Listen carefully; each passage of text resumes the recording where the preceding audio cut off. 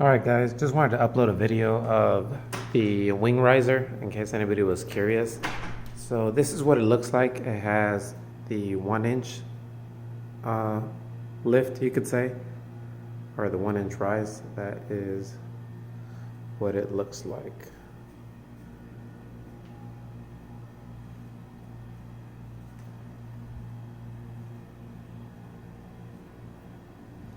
So it's not going to be flush right here, as you can see,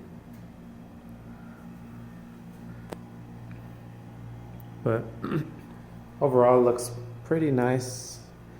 It does give it more of an aggressive look. It's not too noticeable, I would say, but yeah, you can definitely tell this right here.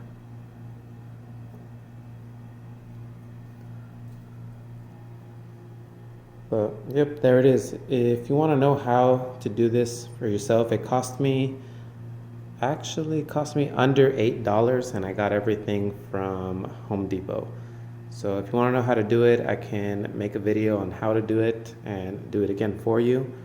Just leave a comment and subscribe, and I will upload that if you want to know. Thanks.